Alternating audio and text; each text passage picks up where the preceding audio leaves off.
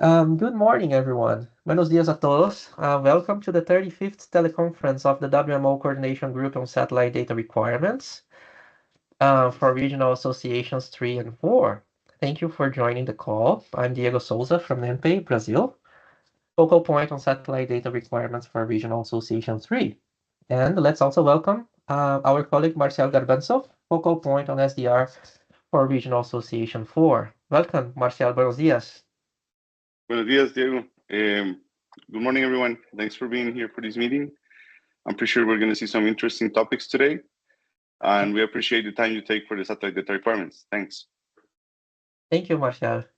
And this is our first teleconference since November last year.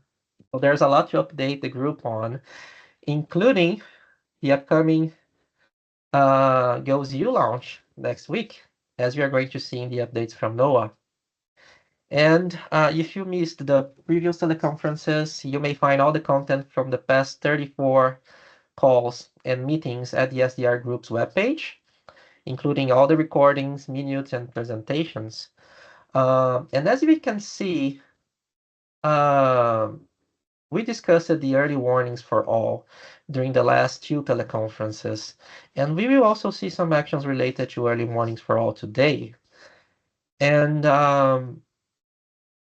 you may also find at the SDR Group's webpage other relevant information, including the presentations and resources shared during the SDR workshops, as we are going to see later. And as we have defined during past meetings, there is a dedicated web page to document the satellite data reception mechanisms used by our community. Please check it out, and if you have any updates from your country, please let us know. And for now, we have the following countries there: Argentina, Brazil, Belize, Canada, Cayman Islands, Chile, Colombia, Costa Rica, Ecuador, El Salvador, Mexico, Paraguay, Peru, and Trinidad and Tobago and Uruguay. So if you have any updates, if your country is not there yet, please send us an email listing the receive mechanisms used in your services. And if your country is already there, but you have updates, please let us know. And having this webpage updated is very important, as we're going to see later, as we will work on a gap analysis in terms of satellite data and products in the context of the Early Warnings for All initiative, including data access. And this is the agenda for this teleconference. In the first half, you will see some updates. In the first presentation, we will hear some updates from NOAA, including current and future missions, GeoNetcast, future events, and more. Then we have some updates from the WMO Regional Office for the Americas. The SDR co-chairs will update the group on the actions related to early warnings for all and provide information about the recent SDR workshops. And in the second half of the teleconference, we will see an overview of the International Disaster Charter, which is a very important initiative to disseminate satellite data to support disaster response. And this will be presented by my colleague from the NPA, Laércio Namikawa. And then we will see a presentation from Suriname's Meteorological Service with their current status in terms of satellite data access and usage. And here the SDR members are invited to give a short update of their activities. So if you have any updates, please be prepared to say a few words. And we will finish this call hearing our colleagues from CITWIG and VLab presenting an overview of recent and upcoming workshops and capacity building events.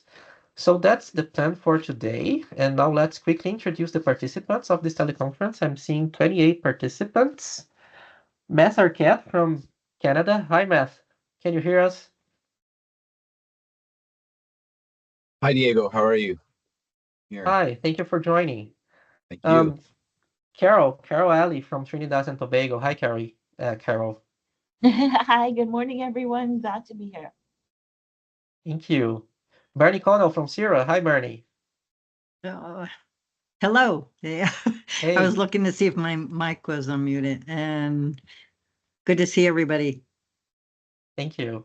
Daniel Villa from WMO's Regional Office for the Americas. Hi, Daniel. Hola. Hey, how are you? I apologize, my internet is not so good as expected. We don't have internet in the office, so I'm using my cell phone. So I apologize for that. Okay, no problem. Dwayne Scott from Belize. Hi, Dwayne. Great to have you here. Hi, everybody. Thanks for having me.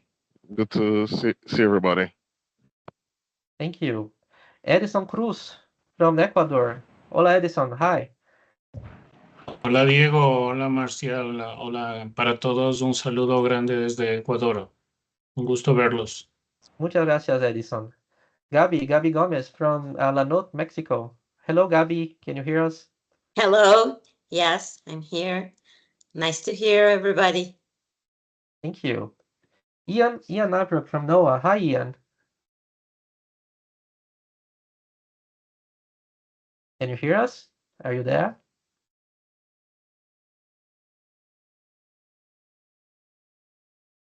If not, Maybe he's John. having some issues. Yeah, maybe he's having some technical issues with the mic. We also have John Cornicelli, GeoNetcast America's manager. Hi, John.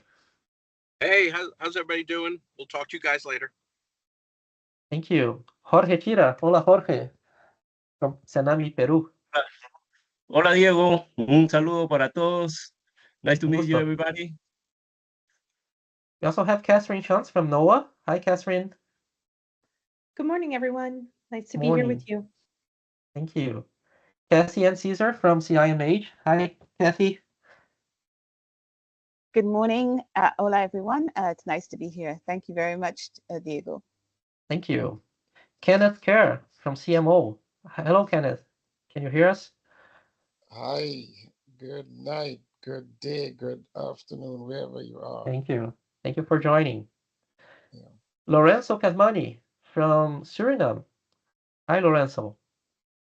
Oh, hi, Diego. Hi, everyone. Thanks for having me. Hola, Martin Runa. Hello. Hola a todos. Hi, everybody. Thanks to the co-chairs for organizing this meeting, and it's great to see you all. Thank you. And Monica Toririta from NOAA. Hi, Monica.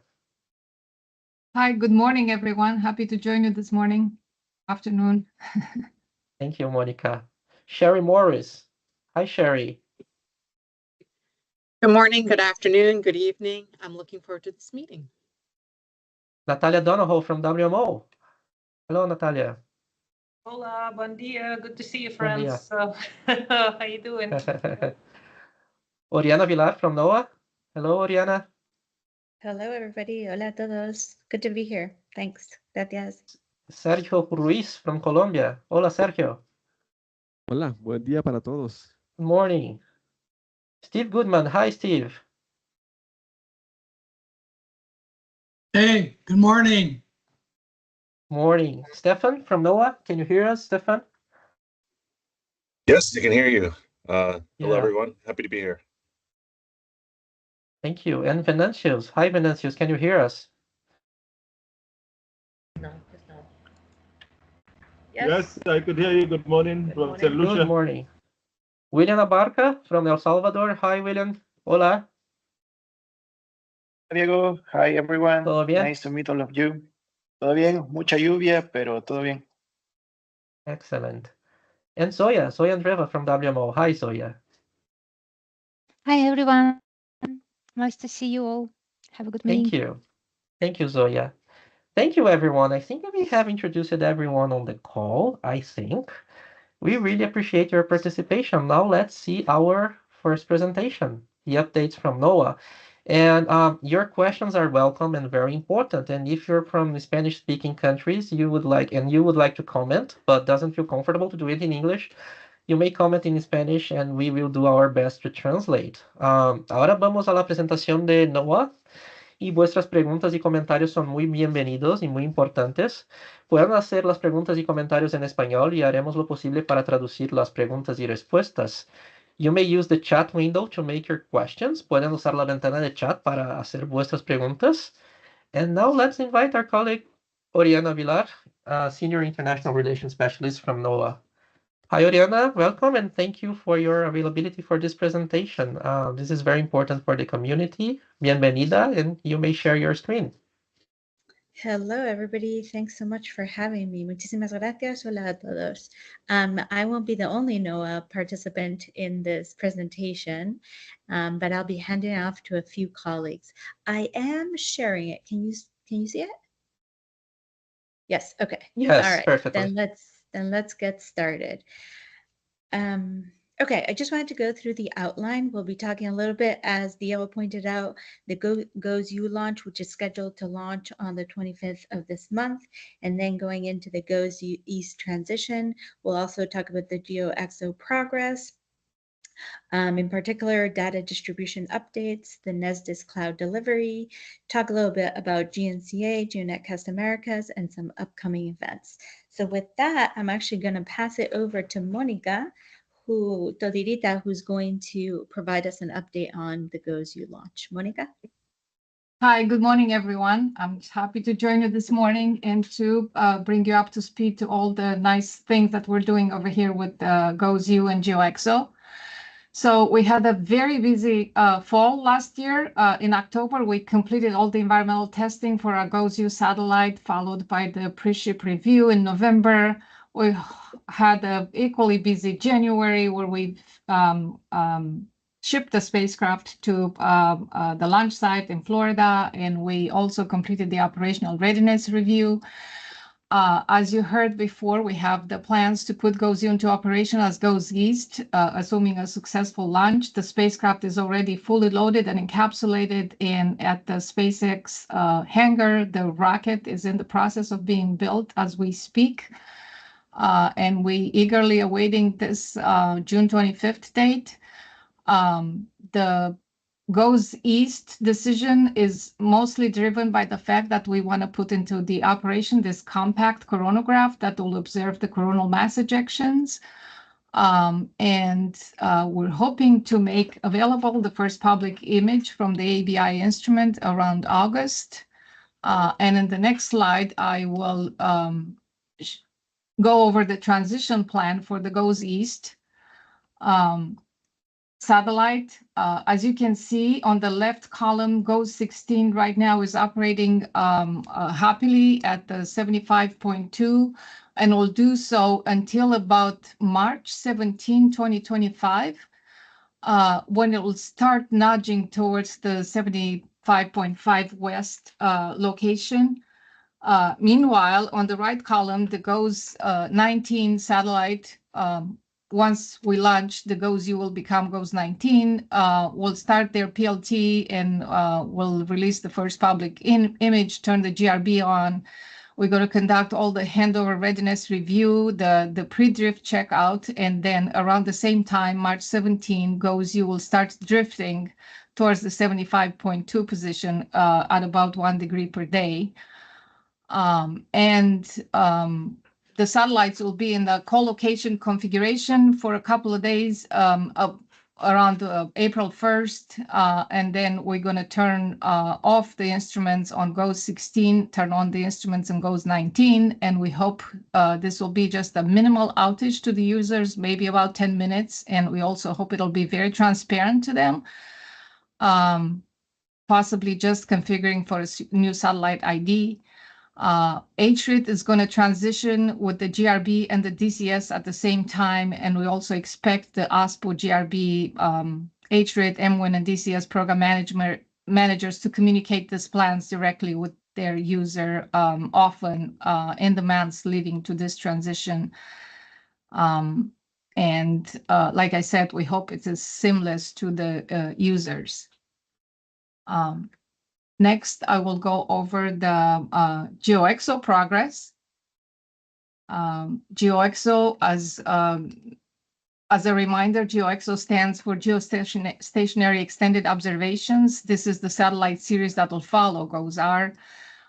We extend observations to ocean and atmospheric monitoring. As you can see on the bottom, the list of instruments that will be manifested on this mission. We also added a sounder.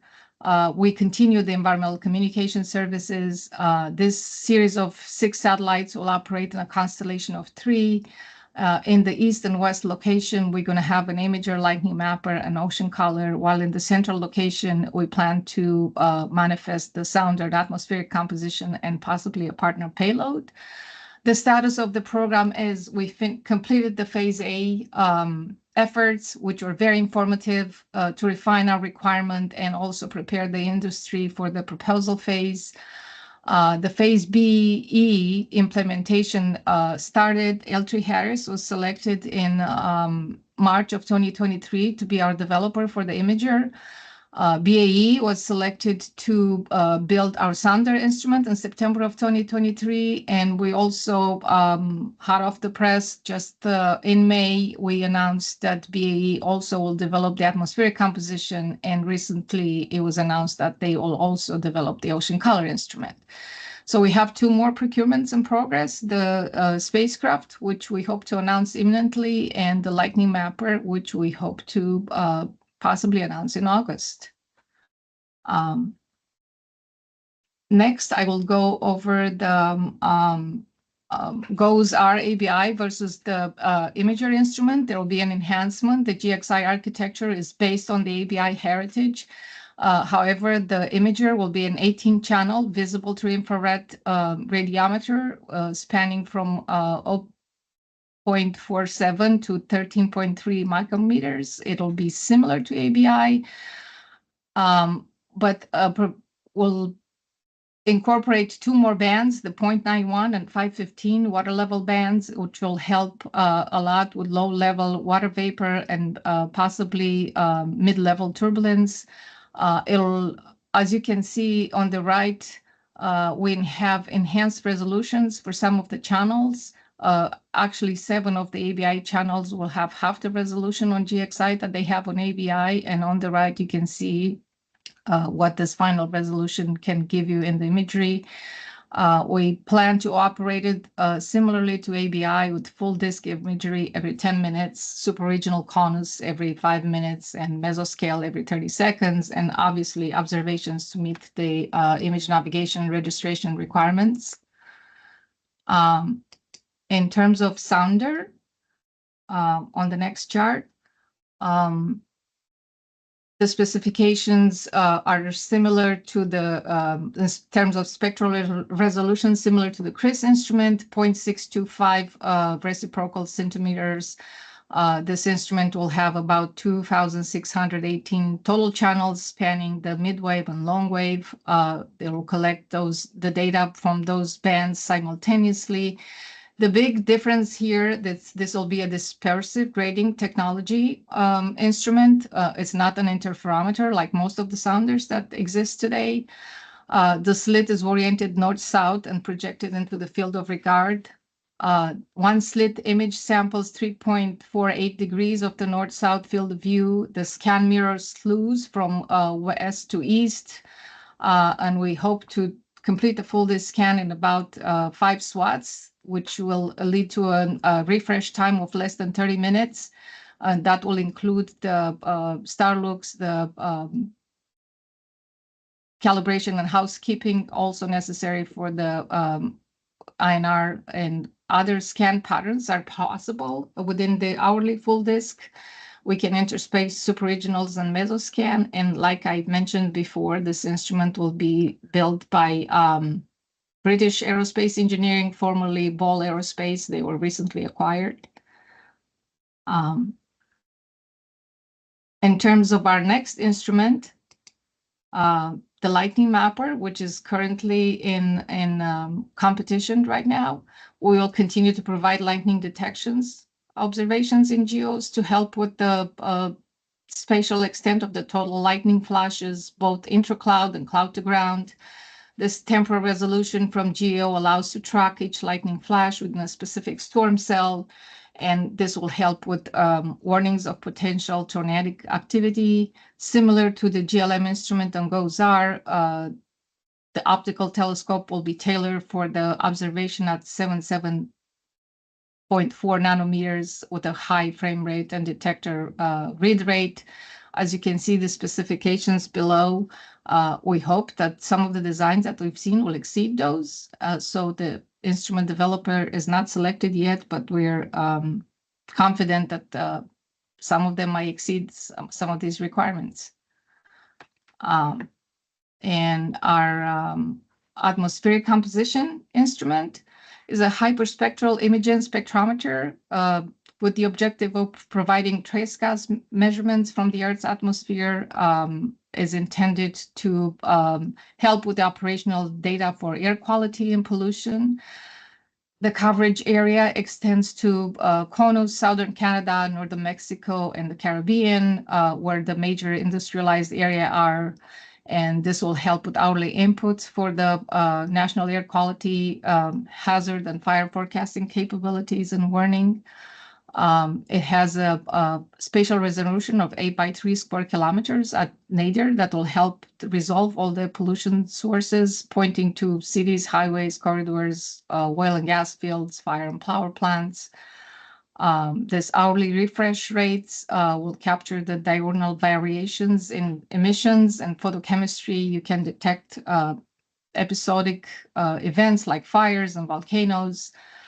And it has a spectral coverage that spans from UV to Vis. And at the UV, we hope to see ozone, nitrous oxide, formaldehyde, sulfur dioxide absorption, aerosol, optical depth, and in the visible layers, the cloud aerosol height. And this high resolution is critical for spectral fingerprinting. And on the image on the right, you can get a sample of the scan pattern looking at the data collected by OMI, a similar spectrometer. This is an average of integrated nitrous dioxide column measured over the TEMPO field of regard. TEMPO is an instrument that was also built by BAE, former Ball Aerospace, and our ACX instrument has very similar requirements to TEMPO. I believe this is my last slide. Unless there are any questions, I'll pass it over to Oriana or Catherine. Yeah, I think it's coming to me. Thank you, Monica. I think that was I'm super excited to see all of the great things when we launched GeoXO, and I hope to see you down at GoesU launch next week, right? So, yes. We're all excited here for GoesU. yeah, and all of it. So as we move to the GeoXO timeline, we are, from a NOAA perspective, rethinking our concept of operations. So we do a lot of rebroadcasts today. However, given WIS 2.0 and where we're moving as a WMO entity with that information system, we're planning from a NOAA perspective to leverage more of the terrestrial ground connections and internet feeds aligned to this timeline. So the goal will be to be able to provide near real-time data access for GeoXO data using our WIS 2.0 interconnectivity at this timeline. So that means there should be some terrestrial links for this data really coming to everyone. So that's going to be our primary source of alignment, really coming from a cloud-based data distribution, which is, as mentioned, that aligns to WIS 2.0. It doesn't mandate it, but we are building in that direction. So from a level 2 processing, from a level 2 product perspective, that'll be a primary interface, and we look to work with you all to prepare for those timelines as well. So in the middle of this diagram, you see this cloud box called NCCF. That stands for the NESDIS Common Cloud Framework. So that is a data-focused architecture that I will talk with you a little bit about momentarily. But effectively, that's going to be our terrestrial interface where data moves to the user capabilities. There will still be, as you can see, high rate, medium rate data from a user terminal's perspective. We will have enhanced capabilities and hopefully aligned to WMO, where we're not pushing everything to you all. You can sign up with the NESDIS Common Cloud Framework to get a message in a queue of when data is available, leveraging cloud. So again, working with you all on updates to our capabilities over that time. Next slide. So what does this really mean? So this Common Cloud Framework, as I mentioned, does align to that messaging and queuing of the Weather Information Systems 2.0 approaches. But effectively, we're building an integrated data lake for all NESDIS provision data, be that near real-time data all the way through all of our archive, where it will be made available from a cloud interface. And that whole interface will look like a public data access approach here. It'll be enhanced. Today, you have to go to specific systems for specific types of data to query it. Our goal is to bring it together meaningfully so that there is a one-stop location, one-stop shop, if you will, one data access point for NOAA data that could point you in many different approaches, to many different, data sets. So we will support the GeoXO timeline with this, as well as I mentioned, the breadth of all data. So if you're interested as well in low Earth orbiting data, it will also be made available through this interface. It sits on top of our data. Perfect, thank you. Nope, you're good. Perfect, perfect.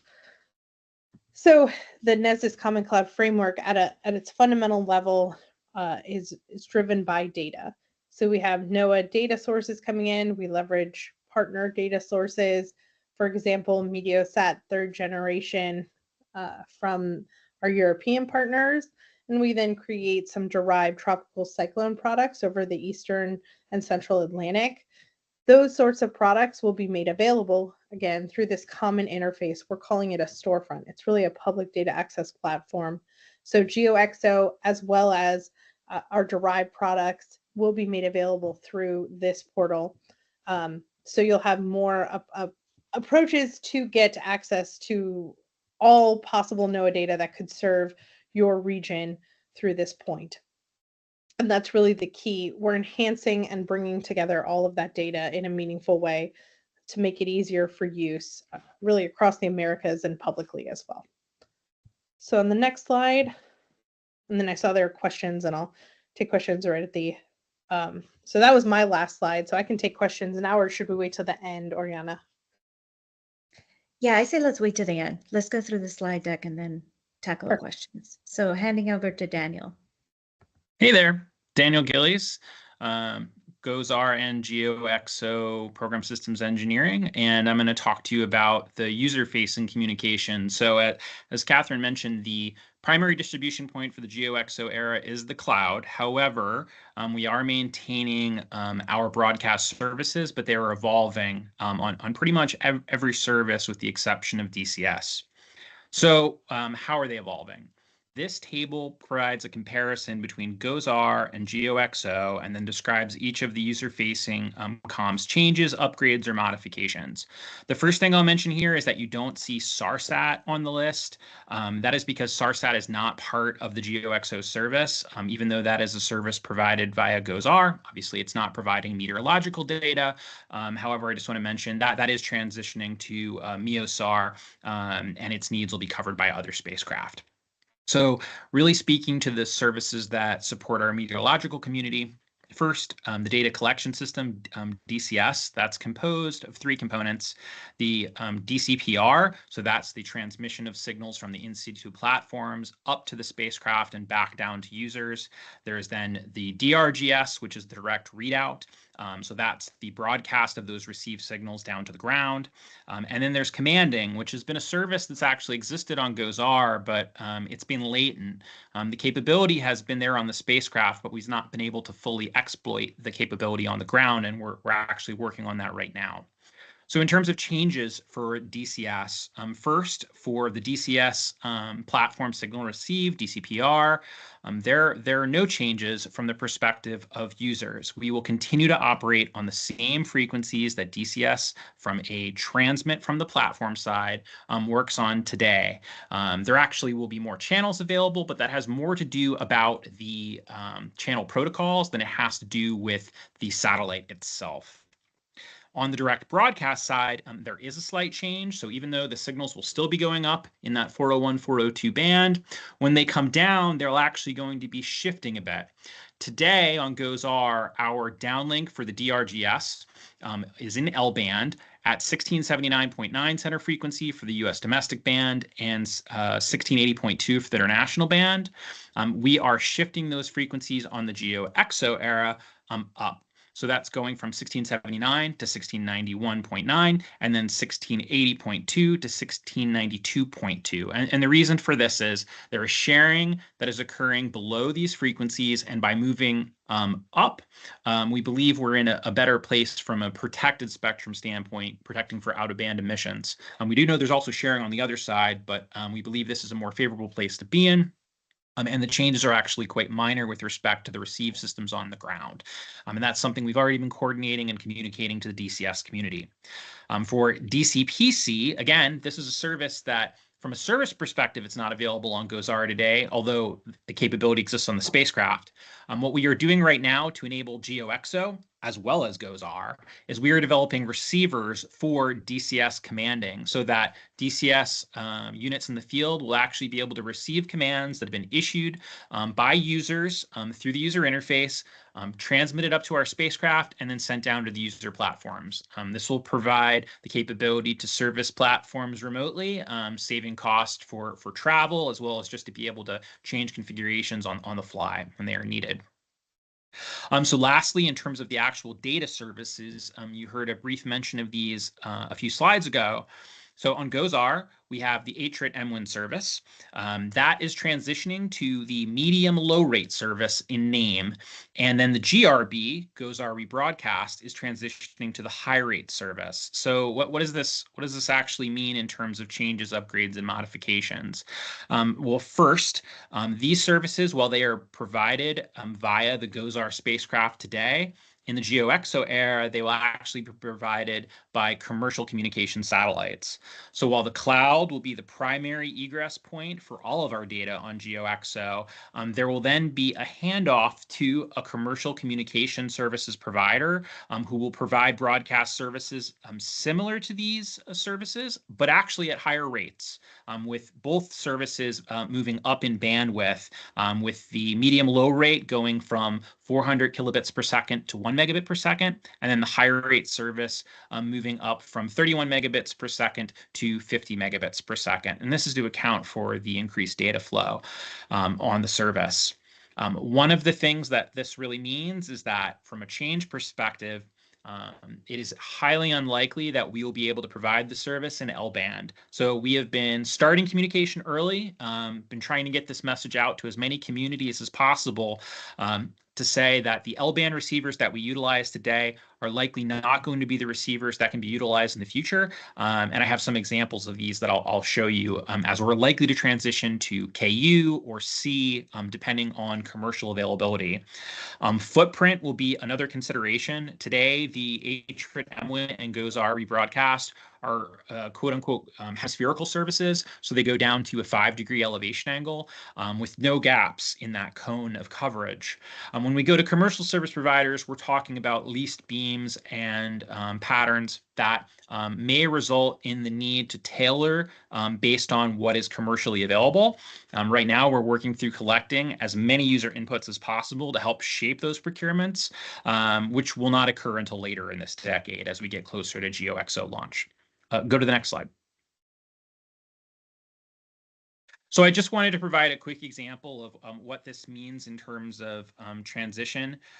So I can talk a little bit more about it here. First, with ATRIT M1, which again is going to be considered the medium low rate service on GeoXO. On the left is an example of kind of the range of the current receive systems from the antenna side, everything from quote unquote professional systems, if you will, that you can buy commercially, but somewhat more costly, but also with larger antennas and just greater capability, all the way down to extremely low cost solutions like shown to the right of that.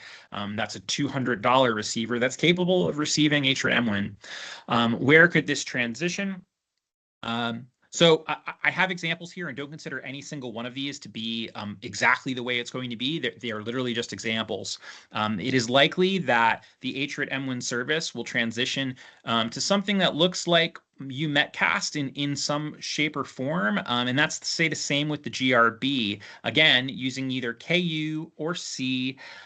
We have not made a determination. All options are on the table, and it's going to be driven by our users. So there are just some examples here from really the size of the antennas on the UMetcast side, which is an example that we are working to, as well as on the GNCA side, which many of you are already familiar with and which John is going to talk to you more about in a second. Just to close on the GRB, same thing. In some ways, the GRB equivalent service will become more accessible. A GRB receiving setup today is a costly endeavor with a very large antenna. We expect that you're going to be able to receive these services. For GRB, it'll likely be on KU, but we're exploring all available options with our 50 megabit per second service. So there are examples on the right of what these services could look like. But again, we're in the early stages of conducting user engagement, capturing our user requirements, and making sure that the service we provide meets our user needs. Next slide. So to close for my section, this is simply the GOES-R to GeoXO flyout chart. There's a lot on this chart. So just to give you a really quick rundown, starting from the top, you have our existing GOES 16, GOES 17, and GOES 18 spacecraft, and then you can see GOES U, which will become GOES 19, shown as the fourth bar. As we then move to the GeoXO era, you see our two imager spacecraft, GEO I-1, GEO I-2, that's east and west, although not necessarily in that order. And then at the very bottom, you see GEO S1, that's the sounder. So you can tell from this slide what the order of launches is. I am not going to read every bar. This is here for your reference. Just note that there are launch and early orbit phases and then operational phases shown in each bar with a key at the very bottom. We've already talked about GOES-U launch date, which is really the most critical element of this right now. This chart will be updated post GOES-U launch and after 1 year on orbit when new lifetime predictions are available based on performance. I believe that is my last slide, so I will transition back to Oriana, or actually to John, I believe. Yes, John, if you would like to speak to the slide. Oh, there you are. Go ahead, John. Yes. Hello, everybody. And good to see everybody again. And recently we had two conferences that where we learned a lot of lessons for the program going forward, the Carib Wave and the Tropical Storm Elliott workshops. From that, we're going to go from the new products that we talked about with the aerosol, dust, and particulates, the Argentina, Antarctica imagery. We are now switching over a lot of the polar orbiter imagery to the new NOAA 20 and NOAA 21 satellites, as the SNPP satellite continues to have anomalies, and NOAA 21 is becoming the primary anyway. We already have our plan in place for transitioning products over to the GOES-U, the GOES-U satellite after it's blessed. That'll be, I'm guessing, April or May of next year. And in the short term, we are actually adding a few more channels to restart the South America desk and Caribbean desk tropical forecast products. And we'll be adding a radar channel here soon to add higher quality radar imagery for hurricane season. One of the things we've been discussing is potentially increasing our bandwidth to 25 megabits per second by 2025. And like Daniel spoke about, using GNCA as a part of the future for GeoXO. So look for some changes, and what I'd like to continue always inviting people. It's very, very simple to add products to the broadcast. Get in touch with Diego or get in touch with me. We very much welcome products from partners to be rebroadcast to the region.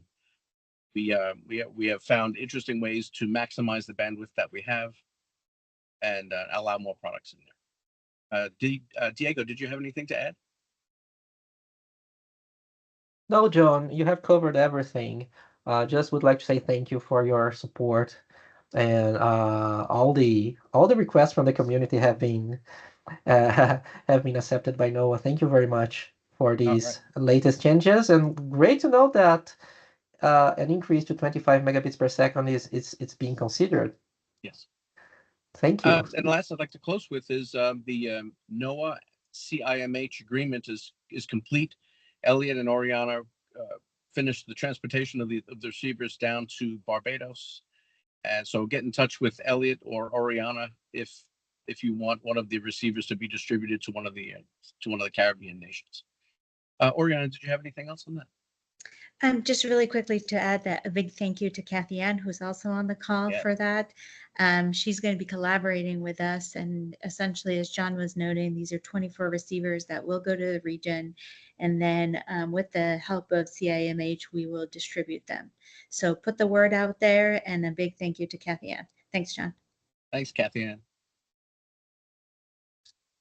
All right, that's it. I guess I'm passing off to you, Oriana, right? Yes, I'm going to wrap us up. Just a few upcoming events. We finally got word to move forward with the NOAA Satellite Conference. This tentatively is scheduled for August 2025 in San Diego. It will have workshops, it will have trainings the weekend before the main conference. We are still really talking about initial planning and preparation. So I really don't have many more details except to say hold your calendars and more to come on that. And it will be a collaboration between NOAA and AMS. And then the other quick update is that the beginner's guide to the GOES-R series data version 1.2 has been revised and released. I can include the link directly in the chat. And hopefully we will be working on translations to that document as well. So with that, a big thank you to my colleagues, and thanks for having us in this working group. And if there are any questions, now's the time to ask. As Diego had indicated, feel free to include them in the chat or feel free to reach out afterwards. Thank you. Thank you very much, Oriana, Monica, Catherine, Daniel, John, and thank you to the other colleagues from NOAA. Muchas gracias. Excelente presentación. Great presentation and updates. Now let's take a look at the questions and comments. We have received some questions before this teleconference, and I think all of them have been answered during your presentation. And the first question was from Chile, and we also had similar questions now on the chat. Did you have any details about the transition from GOES 16 to GOES 19 as GOES East? Do you think the changes will affect the receive stations program for GOES 16? And I believe this question has been answered in slide number 4. And I understand the key time frame would be between March 17 and April 1st, 2025, where GOES 19 will drift from 89.5 to 75.2. And I understand no changes should be made in terms of hardware. And as Monica commented, this should be transparent for the community with an expected outage of only 10 minutes, correct? So the current GRB users, they don't need to change anything on their stations for this transition, correct? Am I right about it? That's correct. That is our expectation. And like I said, we'll try to communicate all these plans through broadcast messages. Okay, excellent. And one second question from our colleague from El Salvador. About the dissemination of GeoXO data via GeoNetcast, I remember this was mentioned as an alternative, and if so, any thoughts on what hardware changes would be needed? And that was the question from our colleagues from El Salvador, and as we have heard today, GNC will be one of the alternatives, and GRB users will need to replace the existing L-band receivers with new systems compatible with selected commercial frequencies, probably using the KU band, or they will still decide on that. And regarding GeoNetcast, maybe it's too early to know these specific details about hardware, but I imagine the technology should be similar, right? But with higher data rates, and specific hardware changes should be known as the mission advances. But one thing we do know is that the receiver model used in most GeoNetcast stations supports up to 80 megabits per second. which is 4 times the data rate used by GNC today. So if the rebroadcast technology is kept as DVB-S2 until the 2030s, and we don't know, users should be able to keep receiving data without any major changes through GeoNetcast. But you know that until there, many things can change, right? But as it happened with GOES-R, the SDR group will work extensively during this transition, including informing the necessary changes in our receive station, whether it's GRB, GNC, terrestrial, cloud. So the group will be well informed about it, right? Daniel, do you have any other comments on this transition? Thank you. Yeah, I want to make one clarification. GNCA and the high rate and low medium rate for GeoXO are still distinct services, although, as John said, in the GeoXO era, there's going to be GeoXO data. No longer will there be GOES-R data, so you can expect that John may include GeoXO products in his GNCA feed. However, what we intend to do with the high rate service, for example, is to mimic what you are seeing on the GOES rebroadcast in terms of product availability, for example, and how it is provided in that same exact sense. So that's our basis, is to provide equivalency to the GRB. Band will change. There simply is not, at least today, an L-band capacity in the commercial sector. It tends to be utilized by the government sector, although that is changing as spectrum is auctioned, and frankly, we are still quite a long ways off from GeoXO. So that's really why there's still a little bit of uncertainty as to what the exact service will look like, because the commercial communication satellite market is also evolving. So hence, what's really important right now is, yes, the GRB systems that you have today, at least on the antenna and the front end side, they are likely not going to be directly compatible with GeoXO, simply because it's going to be a different band. That being said, the high rate service as well as the medium low rate service should be significantly more accessible in terms of the systems used for KU band or even C band receipt, like is used on GNCA, are much lower cost of entry than the systems to support the GRB. So we will be supporting users in terms of providing the knowledge to help with that transition. And the sooner that we can define the service, the sooner we can begin to work with users on what that transition looks like. But again, this is all something that will be occurring at the end of the decade, / early 2030s. So we still have quite a bit of time to go. So please send us your questions, send us your concerns, and we are ready to hear them so we can incorporate that into our service definition. Excellent. Thank you for the clarification, Daniel. We have some hands raised. Let me check. Kenneth, do you want to make any comments? Yes, thanks for the presentation. I'm a bit concerned based on Daniel's response with respect to the compatibility of GeoX, and 7 years, 8 years is not far away. And my concern is that we have members, small island Met services, who are now procuring GRB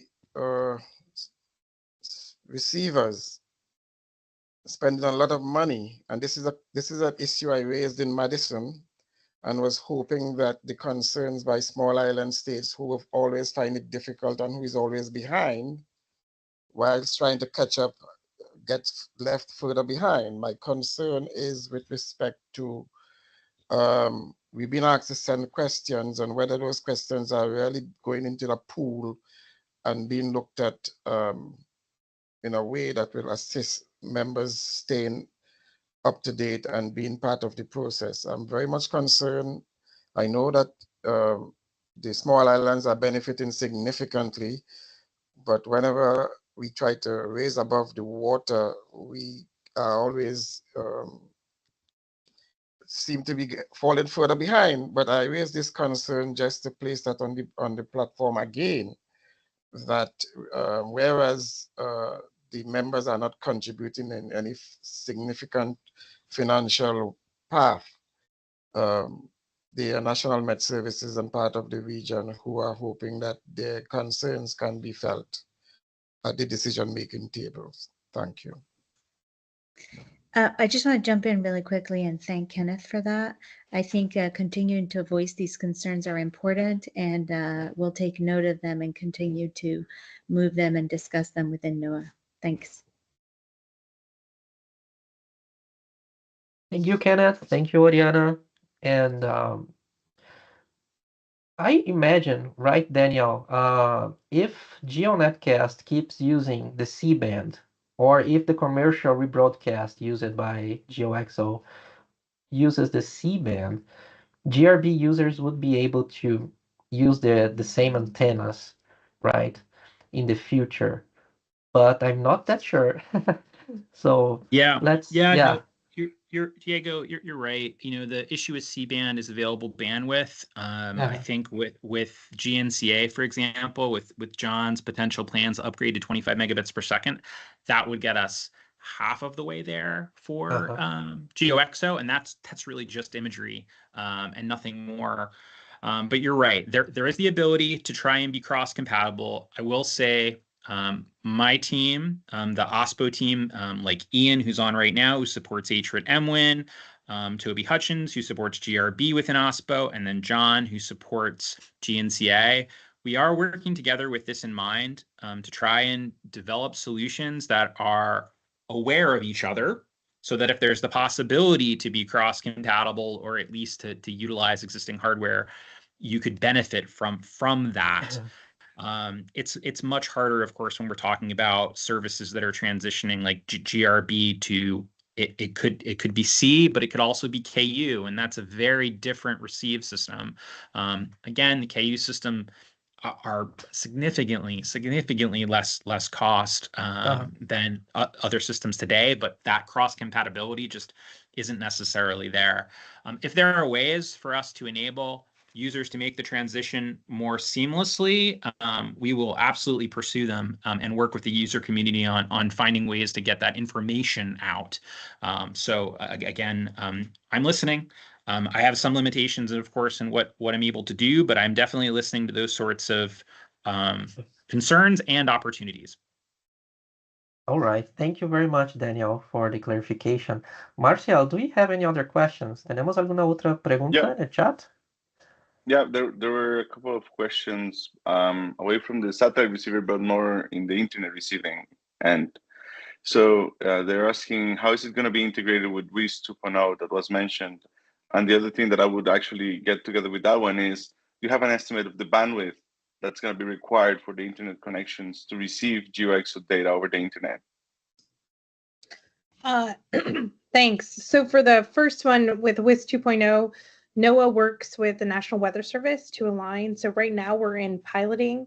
WIS 2.0 is not required yet for operational distribution, but I know that Natalia, who's on the line, could give you all some more insight into timelines there. But we are going to be piloting some of the cloud-based connectivity that the Weather Service really takes the lead on with the satellite data. So geo data, the current GOES-R data, GOES-R series data, will probably be a test case that we work. So we would probably, I haven't set anything up formally, but we are looking to do some test cases. In terms of bandwidth, it's a different paradigm. So I don't know how to exactly answer that question for you, because we can give you data rates for all of the flows of data, expected by each of the satellite sensors. However, it depends on what you as a member of the WMO, as a country, want to pull. So right now we broadcast everything, right? And we have agreed upon sets of data that are being broadcast. All of the GeoXO data will be made available, and you can subscribe to, let's say, you want 2 of the bands from the imager. You can subscribe to that, and that will only be the data that pulls down on your network. If you want to subscribe to everything, it will require significant bandwidth, right? So the challenge is it's a different concept of operations for how we support this, because it's really up to each individual island or country to subscribe and align their bandwidth accordingly. But we could help you do that calculation. We know how much data is coming from the instrument at each band. What that would be for persistence, I think, is something we can certainly work with you and get ahead of for what that looks like. You subscribe to what you need from the NOAA side. Did that help? Yeah, I'm not trying to. I mean, it would be good to have some numbers so we can run some estimates for the members. If you could provide those eventually, that would be great. Yeah, I think that Monica can help us provide some of the sensor volumes of data, perhaps if we can by channel or just a split there, and then we can do some calculations. If you can help with that, Monica. Oh yeah, absolutely. I'll Thank take you. an action. Yeah. Thank you so much. Great. That was a great question. We will have 2 bands more, and 9 bands will double the resolution. So I imagine something around 4 times what we have right now. But yeah, we will appreciate some estimates in the future. Thank you. Do we have any other questions, Marcial? Kenneth's got the hand raised, and Natalia, I think so. Oh, okay. Yeah. Go ahead, Kenneth. Yeah, thanks again. I'm just wondering if it's too early to provide members with some kind of information for planning cycles in the Caribbean. We are very much, our planning cycles take on longer time scales than elsewhere. So the Met Services would need information way ahead of time if they are to actually get some kind of plan in with respect to satellite improvement and updates and procurement, given the 7-8 years ahead. And changes could be significant for our National Met Service, who has a GRB antenna. If this information can be sent out officially to the PRs so that they could incorporate in their planning cycles for 2033 to 2035. I keep reminding that the time may look as though it's long, but it's short for planning cycles where budgetary constraints exist in the region. Yeah, and just quickly to add to that, we are planning to send out a formal communication that we're working on. So hopefully we can tweak it as well so that, as you noted, that could help on your end as well. So thanks for that.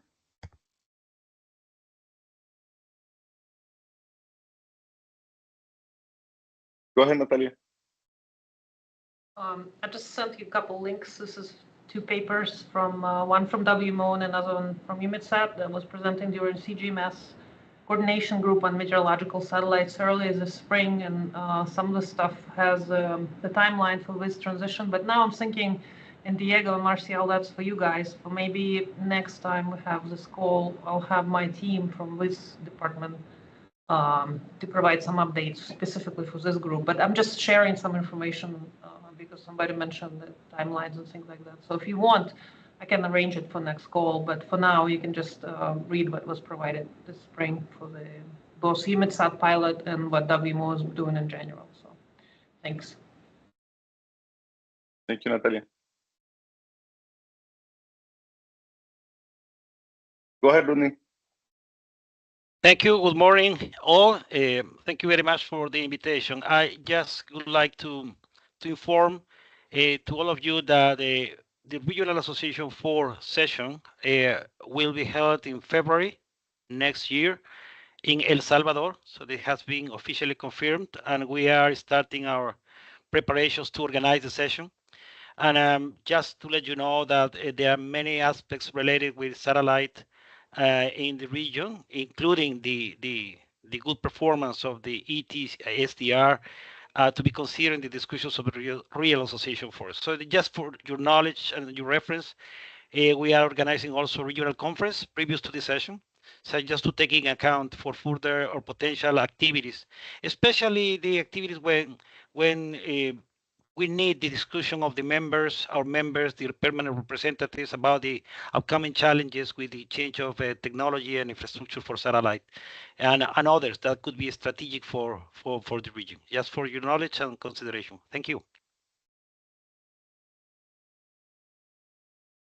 Thank you, Rodney. Are there any other questions? ¿Alguna otra pregunta o comentario?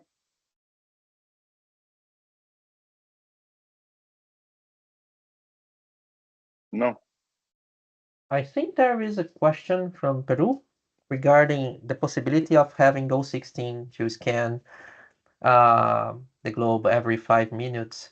And I believe our colleagues are asking about it because as far as I remember, something similar has been done with GOES 12, maybe, in the end of its lifespan. But as we have seen in also in slide number 4, GO16 will drift to 105 west on April 6, which is the central position, right? And it will be in storage mode, as we have seen, and the X-band downlink will be off, and all the instruments will shut down in that position. Correct, Danielle? And others?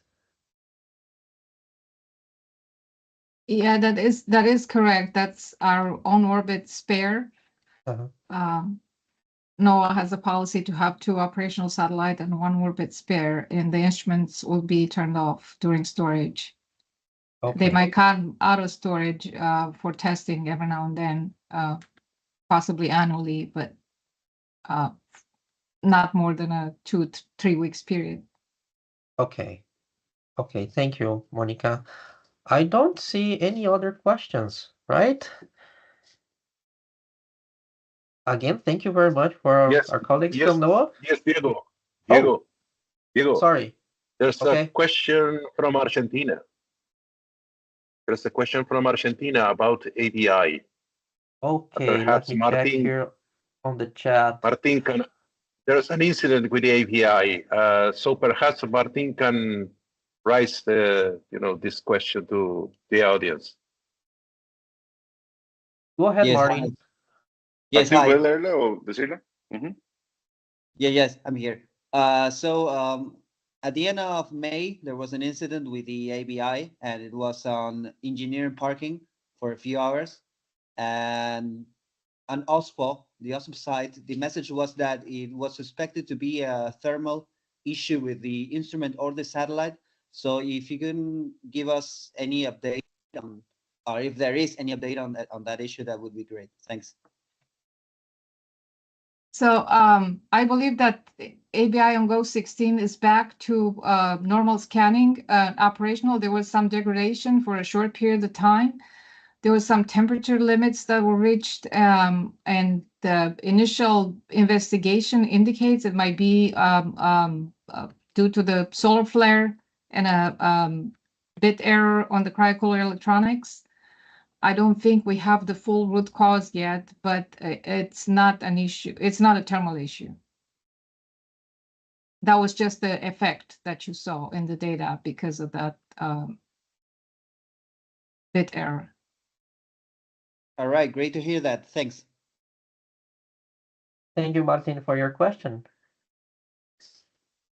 And if you don't have any other questions, let's move on and hear the updates from the WMO Regional Office for the Americas.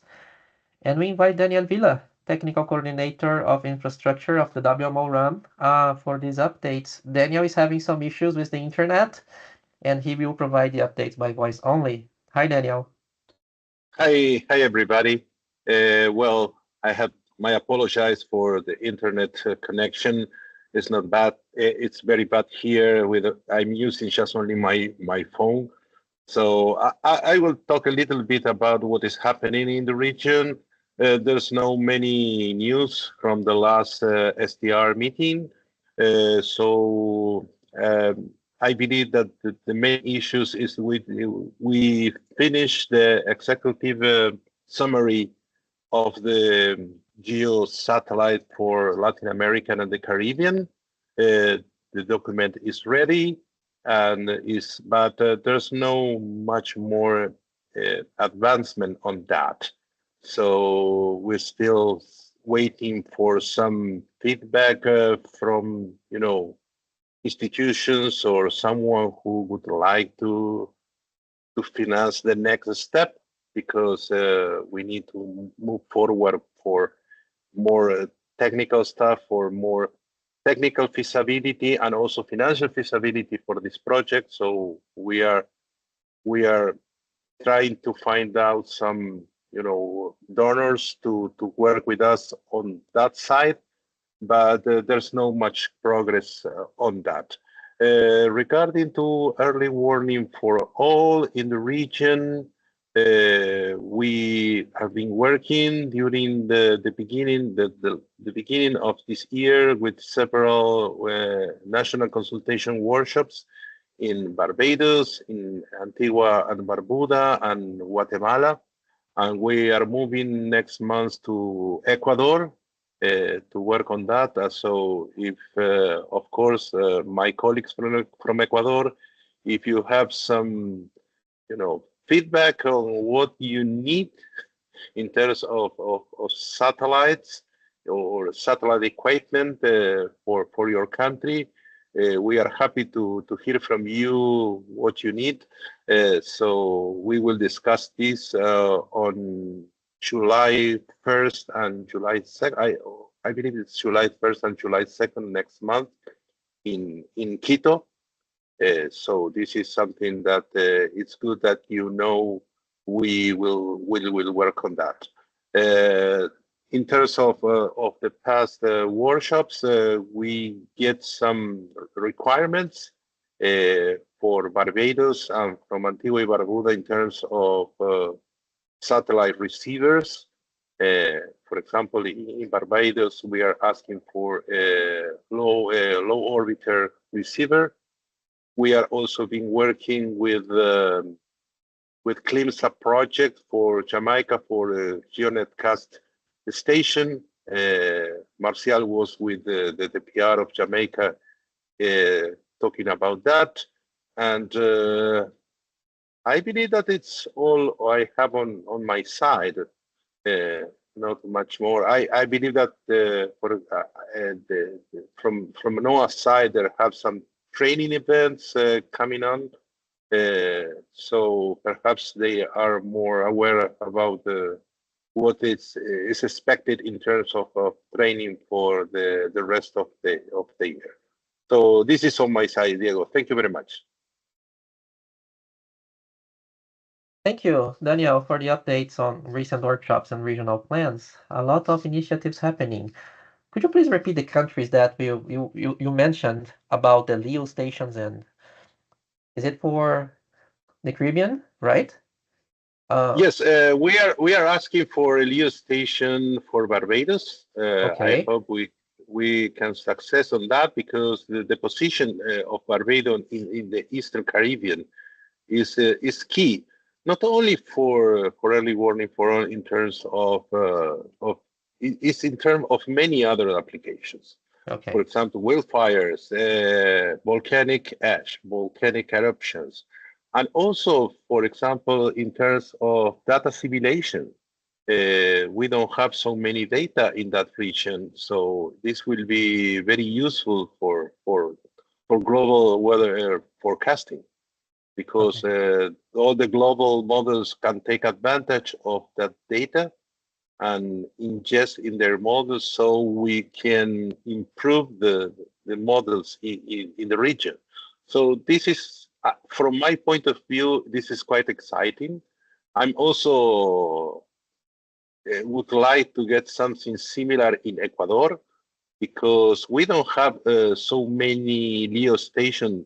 I'm talking about the NOAA NOAA satellites. All NOAA satellites right now is NPPS. It's a different story. But we don't have so many stations. For example, we don't have a station west to Cordoba, so in South America. So it would be very nice to have, for example, one in Ecuador, because we can also provide many applications in terms of wildfires, in terms of volcanic ash, volcanic activity, but also, as I mentioned before, we can get all the information for numerical weather prediction, because we can ingest those data into numerical models, into global models, and we can improve the weather forecast in the region. So I would like that my colleagues from Ecuador would like to move forward with this proposal to get a LEO station in that region, because it would, from my point of view, it would be very useful. Great, thank you, Daniel. Very exciting news. Marcial, do you have any other questions for Daniel? No, no veo ninguna. Okay, okay. Muchas gracias, Daniel. Moving on. Now let's check the SDR updates, including some actions related to the Early Warnings for All initiative and the SDR workshops. Okay. Since our last face-to-face meeting in 2022, we have been introducing the Early Warnings for All initiative, right?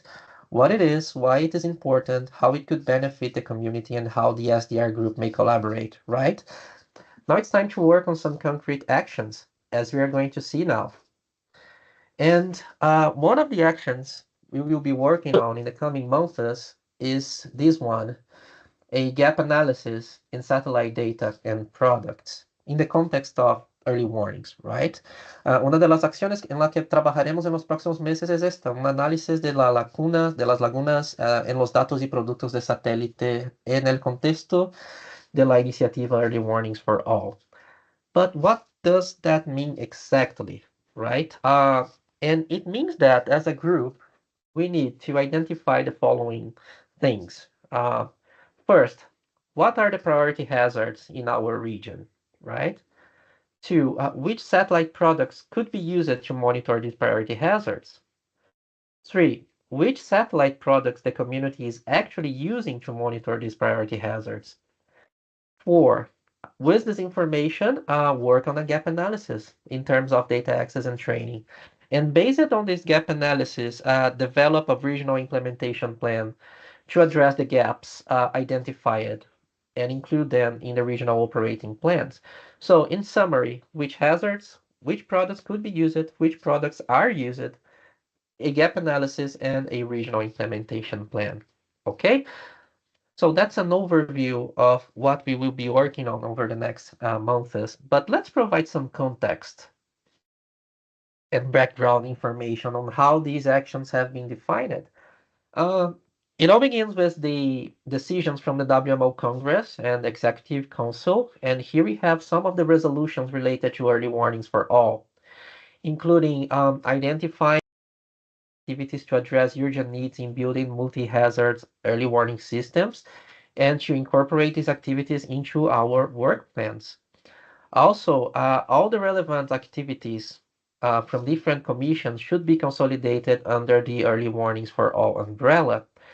And that is why the SDR group, which is led by the SDR focal points, which works under INFCOM, will work on these actions. Okay? And as we have presented in our last teleconference, among the actions already carried out, we have the pillar number 2, rapid assessment. And as we have seen, pillar 2 is the observations and forecasting pillar from Early Warnings for All, which is led by WMO. And the purpose of this assessment was to inform the planning stages of Early Warnings for All and identify areas of capacity gaps, with capacity gaps. It has been distributed for 30 countries, selected by the UN for coordinated assistance, and it was structured along the 7 elements of the hydromet value chain, including the use of remote sensing data, which is what the SDR group is all about. So, among the priorities that has been identified for the short-term actions, we have floods, droughts, tropical cyclones, and thunderstorms, right? And these priorities that have been identified are largely based on the results of this rapid assessment. And if you want to take a look at the results of this rapid assessment, among many other information in an interactive way, WMO has published this Early Warnings for All dashboard. And we will send you this link on the chat right now for you to take a look here. And in this dashboard, we have this, right? We have the progress of this initiative. We can check the global indicators, the implementation indicators, and the MUSE country capacity. And if we click here, we may select the country among the 30 priority countries. And let's select, for example, Barbados from RA-IV. And here, we may check detailed information on the capacity for monitoring and forecasting for this particular country. And that's based on the data submitted by WMO, by their meteorological services. And for RA-III and RA-IV, for now we have Antigua and Barbuda, Barbados, Ecuador, Guatemala, Guyana, and Haiti. And Trinidad and Tobago also answered this rapid assessment, and the information should be there soon. Okay, so this is a very interesting interactive interface, and you have the link in the chat box for you to explore it. Okay, all right. And among the priority activities of INFCOM from this document, document 7.1, we have two particular actions here that are directly related to our activities of the SDR group, including 1. Catalog and analyze gaps of satellite products and applications for priority hazards, and 2. Support members to ensure access to satellite data and products, and with train the trainers, focus on access, processing, visualization, and interpretation of satellite data. Okay, and we also have the recommendation 7.1/1 to propose for infrastructure components contributing to early warnings for all, including creating a work plan to address the gaps in satellite data and products. And it is recommended that we implement these activities in our own regional initiatives at regional and national levels, okay? And that's it. That was some background information for you to understand why the SDR group will work on these early warning for all related actions. Now let's take a quick look at some of the actions we will be working on. In this draft work plan, we have basically 6 items, right? And these actions have been discussed by WMO's ETSSU, or the Expert Team on Space Systems and Utilization. And you have more information about this expert team on the SDR webpage. But basically, in summary, this is what we need to do.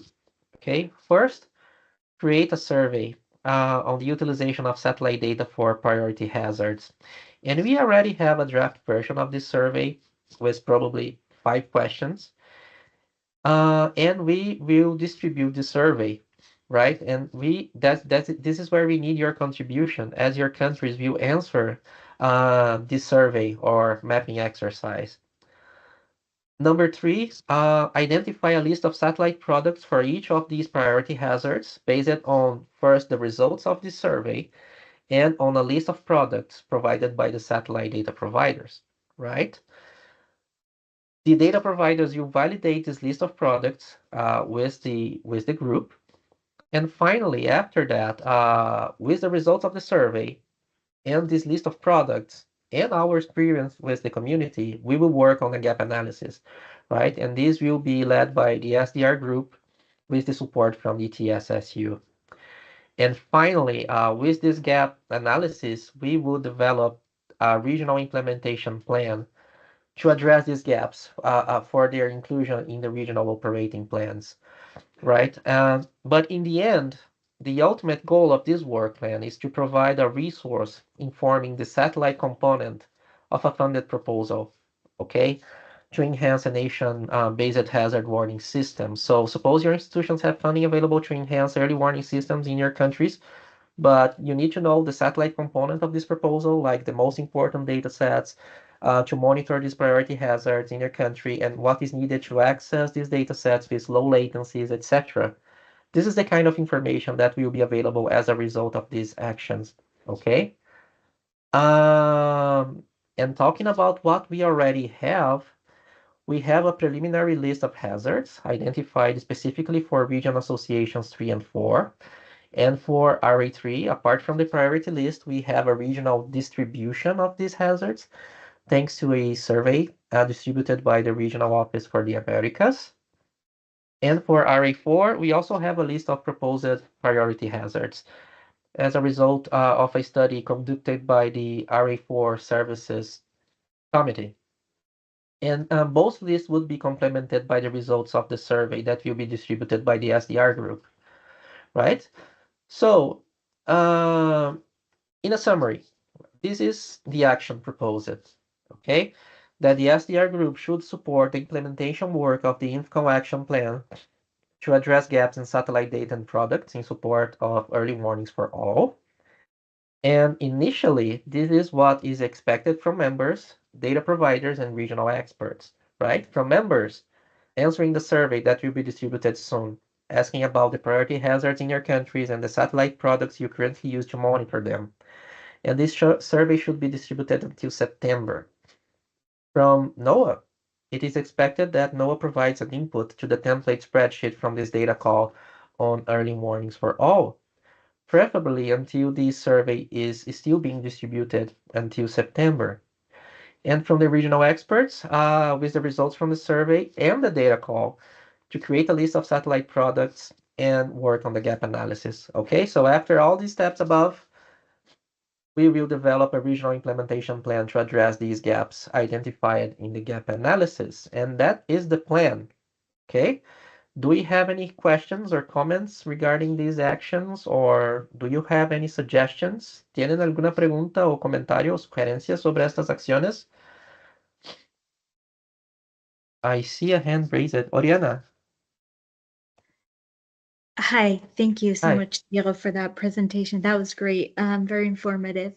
I just wanted to note on the NOAA side, you had indicated that you wanted NOAA to provide information, and just for everybody's awareness, I was just informed about that, and I'm looking into where we might have lost track of that. So you will be receiving NOAA's input.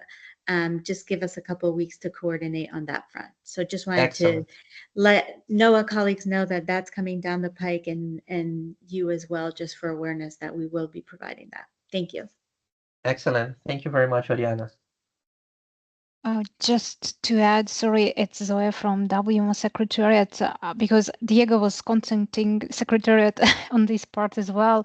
So I actually reached out to Lihan, who is a member of expert team on space systems and utilization, and now she's also aware of this issue, and she said like she would also look into this and try to come up with something. So it might be good for you also and for her then, or should I just forward this email so that you are aware of this exchange and you can kind of get in touch with her, and or she can get in touch with you basically on this issue. The initial request was circulated through CGMS mailing list and was the request went through the heads of the institution, basically organization. So I will forward it to you so that you are aware of the exchange. Thanks. Thank you very much, Zoya. Great. Do you have any other comments or questions? I'm seeing some discussion on the chat box regarding the data rates that we have been discussing, but I do not see any other questions related to these future actions on early warnings for all, but we will keep informing you as we advance, okay? And, okay, Marcial. No, nada más para recordar en español que se va a distribuir esta encuesta para la de las prioridades. Entonces, que por favor nos ayuden a distribuirlas en los servicios meteorológicos adecuadamente para poder tener buena información de eso que vamos a tener, en las necesidades que tenemos y cómo solventarlas y los productos de satélite que ocupamos. Entonces, por favor, así que les lleguen, contéstenlas y distribuyanlas apropiadamente. Muchas gracias. Excelente. Muchas gracias, Marcial. Okay, and to finish our updates, among the actions related to... Daniel tiene la mano levantada. Okay, sorry. Daniel? It's okay, don't worry. No, just a couple of issues. I forget about it. One important regarding to these issues about the priority hazards.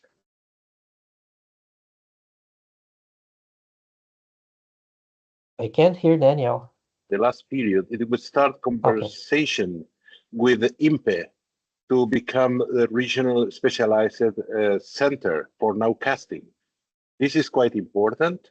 I know that INPE is working on that. So this is something that will benefit all the members with a new product about satellite-based rainfall and nowcasting. So perhaps Diego can add something about that, but I believe that this is quite important because this will be one of the regional specialized centers of WIPS. The WIPS is also inside the infrastructure. And the second one related with that, this month we will start conversation in Central America to work towards the severe weather forecast program. And of course, this program could be benefit of these satellite products. So the conversation will start late this month. Perhaps Rodney has more information about that. But these two issues are at some point related, and we expect to continue on that during this year and the next one. Thank you.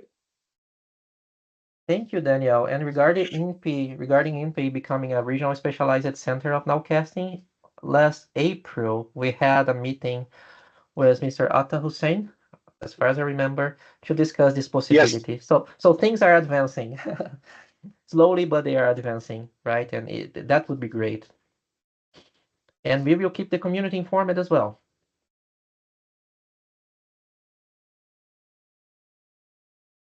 Any other comments before our next updates? Okay.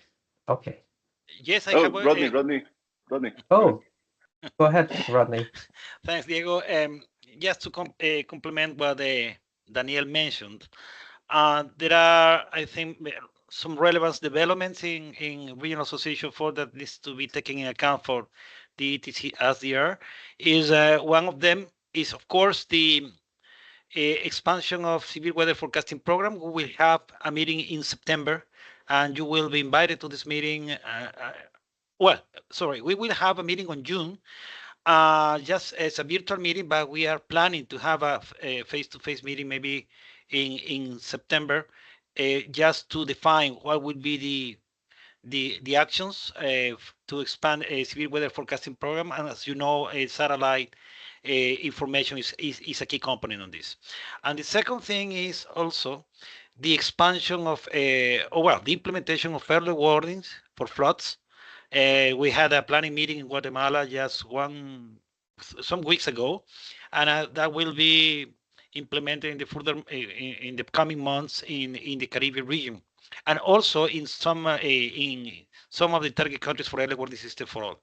This initiative also is taking into account a considerable amount of satellite data. So I think that those are very pragmatic actions and initiatives that will be contributing with the early warning for all, but also with the priority needs of the region and addressing the priority hazards that have been identified. So just for your reference. Thank you. Thank you, Rodney. Okay, virtual meeting on severe weather forecast program in June, correct? And maybe a face-to-face meeting in September. Is that right?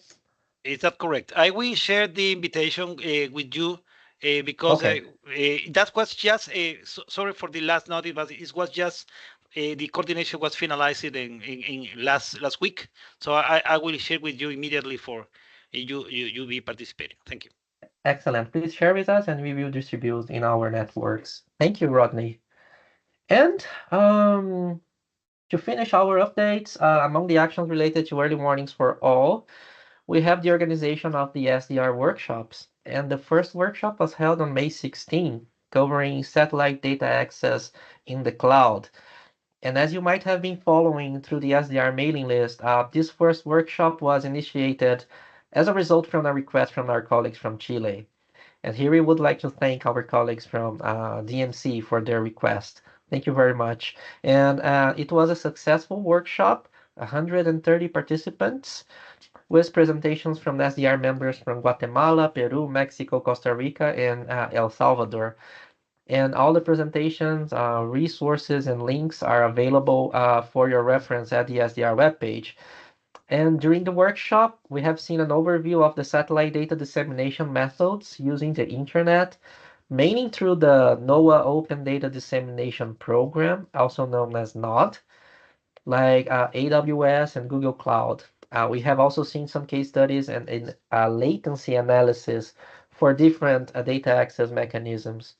And apart from the mechanisms from NOAA, we have seen how to access data from Unidata and Makaida's V servers. It was a great workshop.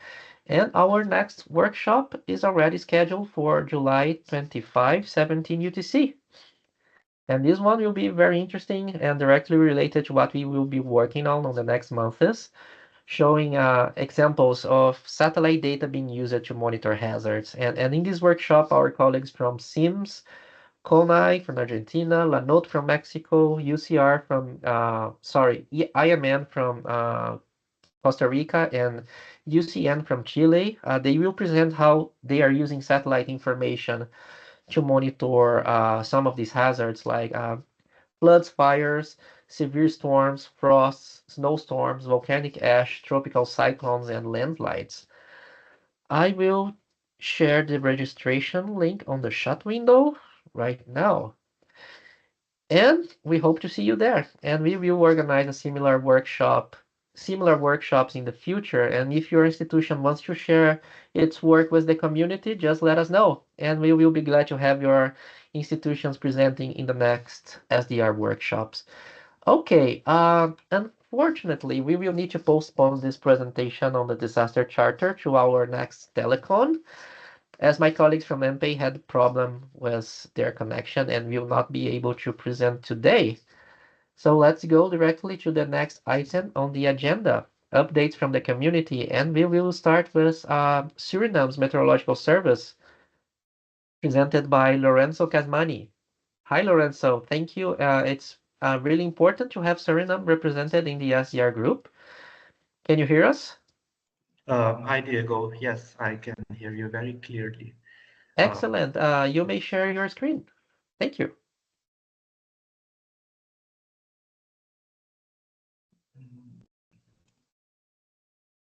I think it's this one. Yeah.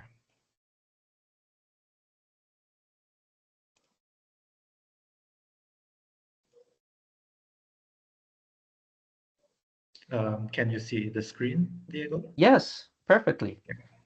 Hi. Okay, so good afternoon, everyone, or afternoon from Suriname. My name is Lorenzo Casmani, and I am a operational weather forecaster within the Meteorological Services of Suriname.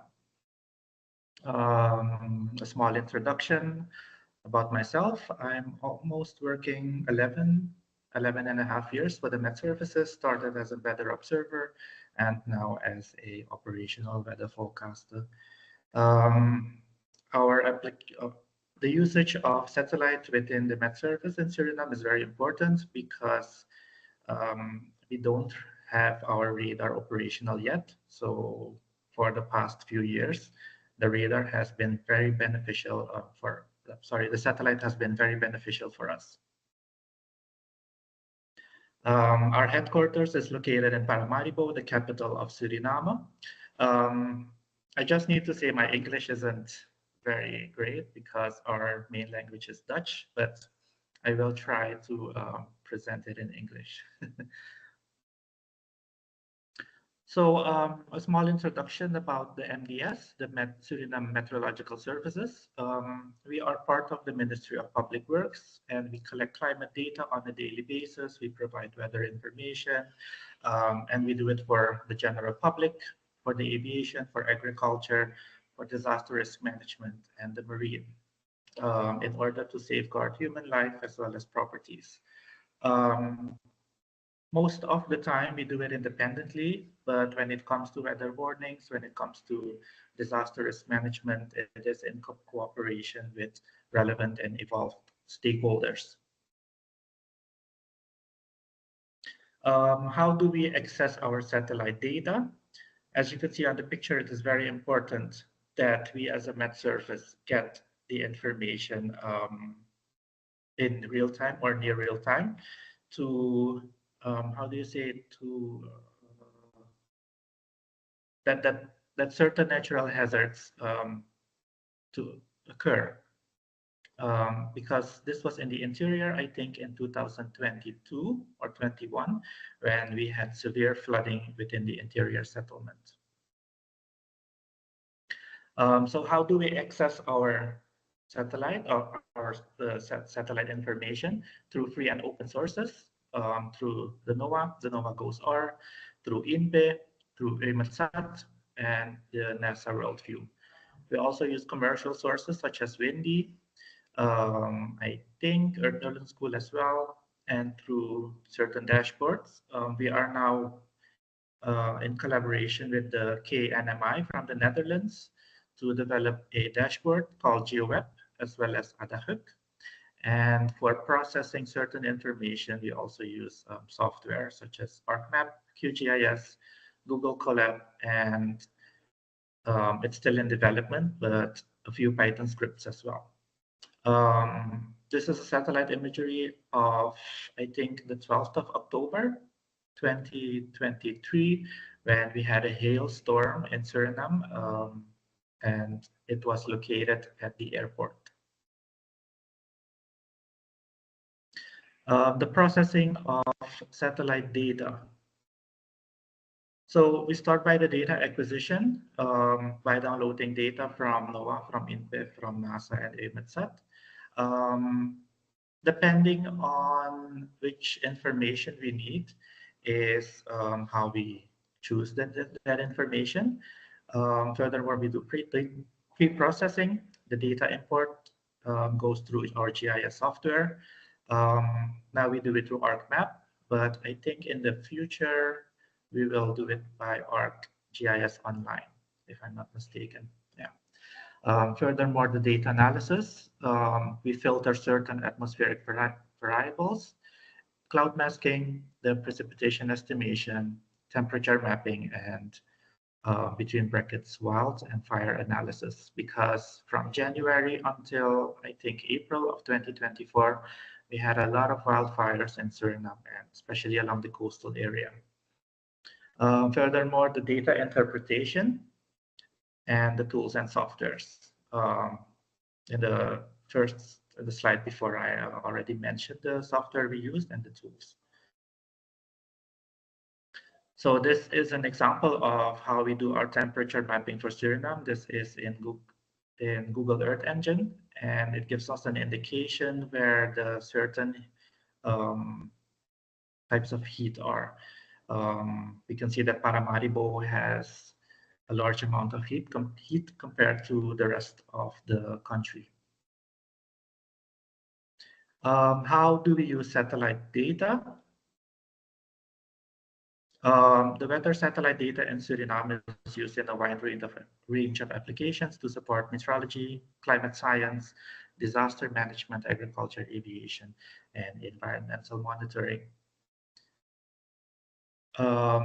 We do it for weather forecasting, for observation of atmospheric conditions, for near real-time observations, for storm tracking, for GLM. Depending on what information is needed, then we try to depict that information through satellite imagery. Also for climate monitoring, such as the temperature trends, such as rainfall trends. Furthermore, environmental monitoring. We are now working together with the Ministry of Agriculture to do a certain kind of vegetation health mapping, where we use the NDVI through satellite imagery to monitor that. We also do a little bit of land and ocean monitoring. This is a bit far from the weather satellite, but the Met Services in Suriname is trying to do that as well for land and ocean monitoring. For marine and coastal management, we do check the sea surface temperatures as well as coastal erosion, because this year we had a lot of erosion at the coast of Quetta, where a lot of mangrove forest where, how do you say, the waves took them. And for the disaster management, we try to do a bit of flood monitoring and wildfire monitoring as well. And for the agriculture, for the crop and drought monitoring, and for aviation for the flight planning. So this is an example of the accumulation of fires we had during January until April of 2024. And this is the northwestern part of Suriname. And especially the western part had a lot of potential fires, which were recorded through our field data as well. The challenges we as a Met Service have for using satellite imagery, the data volume and complexity, it is very complex for us because of storage, because of advanced processing techniques, and yeah, we don't really have a server yet. So I hope in the future that problem will get, we won't have that problem anymore. Furthermore, technical issues, the spatial resolution, for example, is quite a challenge for us because sometimes we need to downscale on certain areas, on certain resorts within the country. So it gets challenging. Furthermore, the data accessibility and cost, not all satellites are accessible. There are restrictions, and I think the licenses as well. The skills and expertise, the Met Service in Suriname, for such a large country compared to other countries within the Caribbean is relatively huge. And with the Met Service of, I think, 45 personnel, it gets quite challenging. Also the need for training as well. The real-time processing, the computational power and algorithms, we don't have that expertise in-house yet, but I hope that within the SDR community, we might get that help.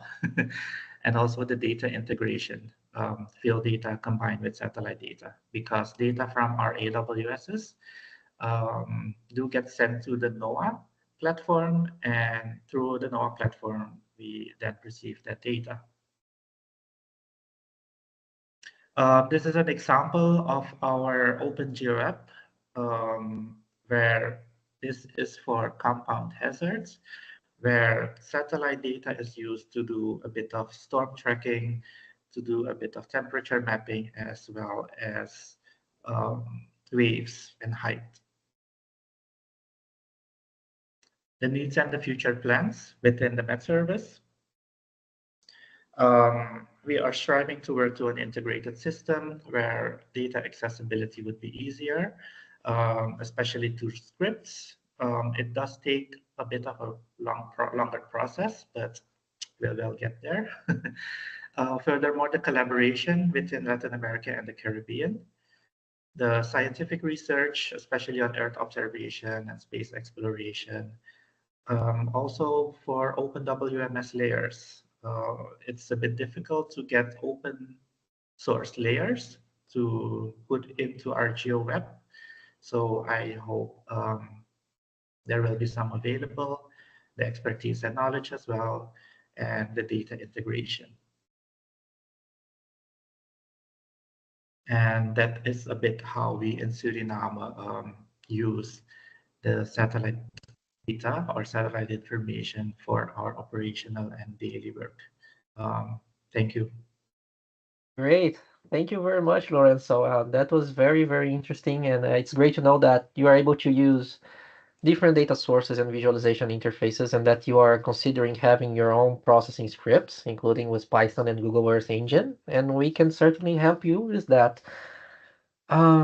And regarding the challenges mentioned in your slides, like data volume and data integration, many members face the same issues, and we have a lot of experience to share. And we will be looking forward to working with Suriname in our future actions. Thank you. Do we have any comments or questions to Lorenzo? ¿Tenemos alguna pregunta o comentario sobre la presentación de Lorenzo? Marcial?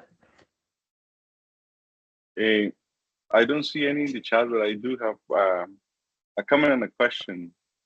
So the first one is you mentioned, well, it's good to see that you're looking to improve your programming and your data availability.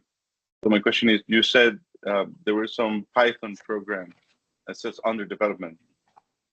Yes. Have you looked into the satellite data requirements webpage? Because we have a lot of information there.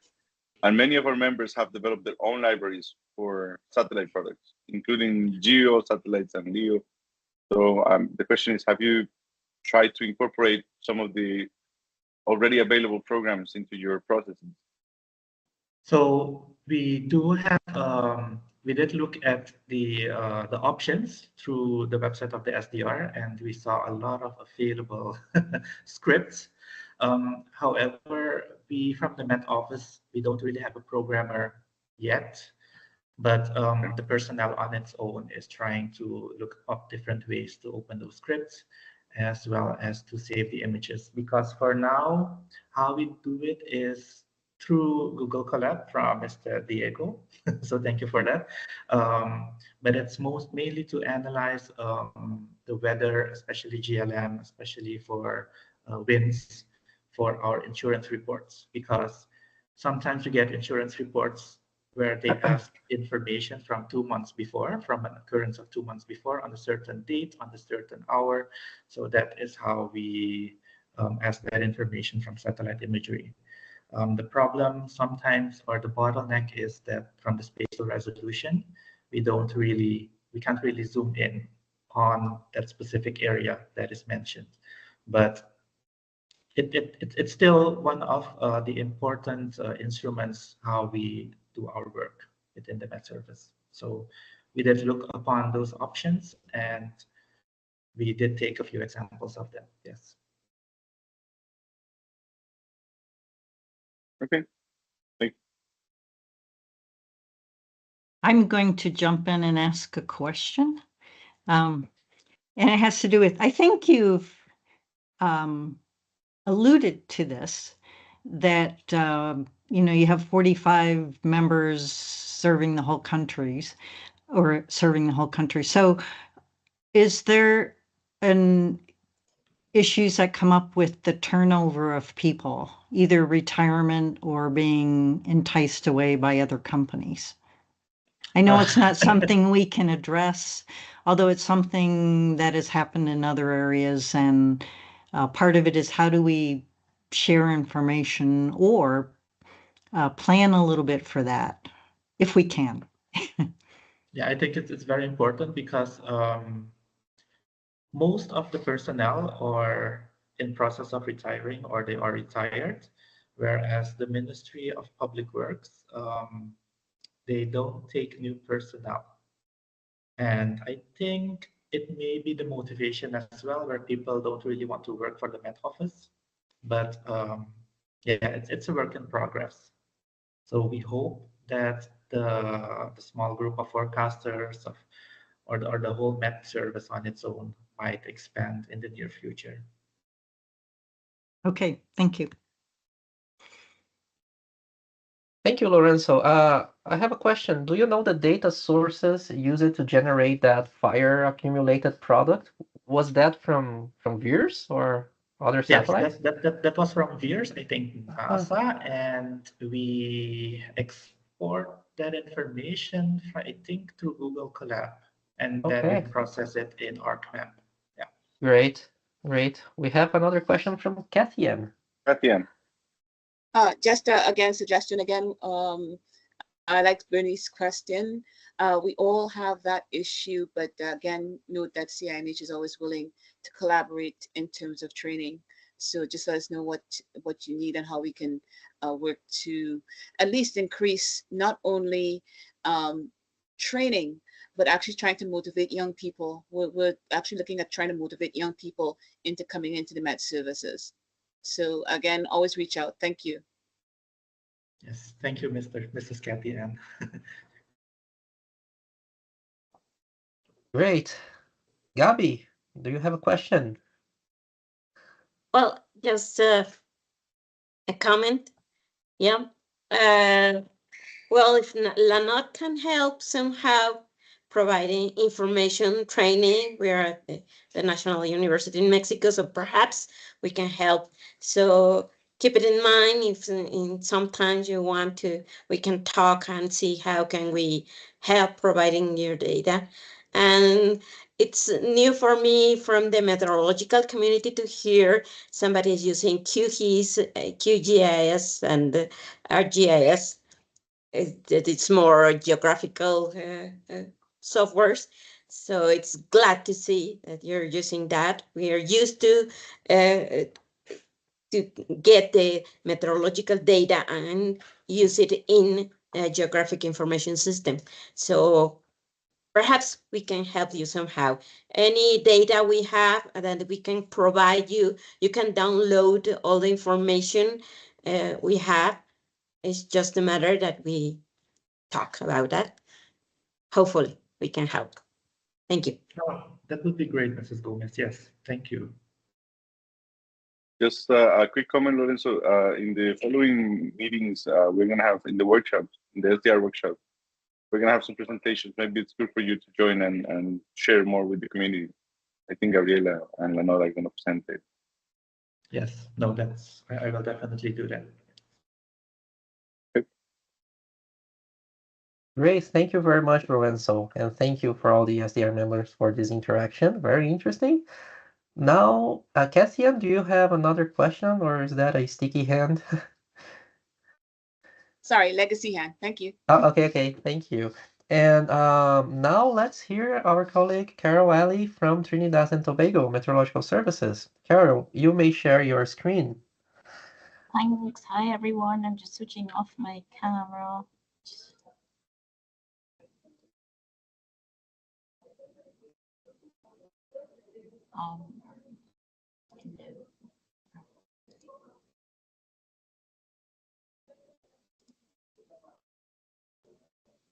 Are you seeing it? Yes, but it's not maximized yet. It's not maximized. Okay, same problem.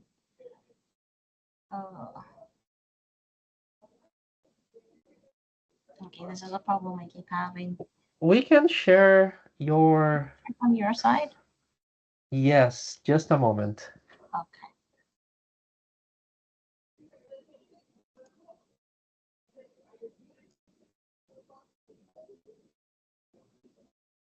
Can you see it?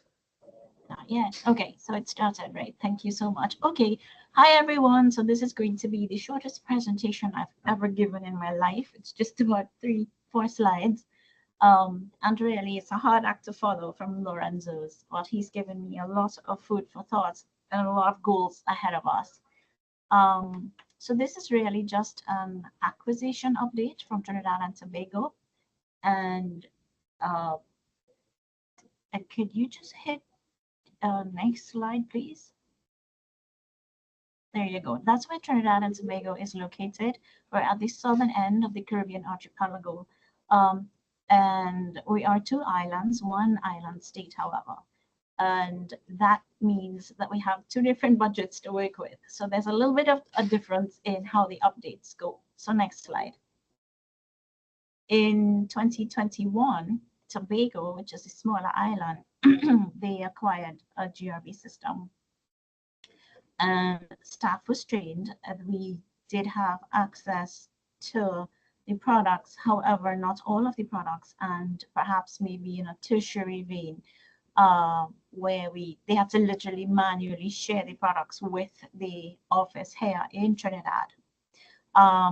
Nonetheless, there was some collaboration, and the main challenge there was the communication link between the 2 offices, because we're separated by a stretch of water. Like I said, we're 2 islands. However, next slide. From the Trinidad side, we have finally acquired our Earth station. We sourced it from EEC primarily as a turnkey system. So targets achieved on that end. We've had some staff training, and we still have some ways to go, including the implementation of our workstations, incorporate radar data for here at Piarco at the synoptic station. Next slide. So the training has been completed for a few members of staff, and we're going to use a train-the-trainer approach. The training is still going to be pending for the end users. So this training session was in fact held at the EEC factory in Alabama, and this occurred over the 20th to the 24th of May 2024. So again, some good news there, target achieved. The training has already been completed. Next slide. And I did promise it was going to be very short. It's just an acquisition update.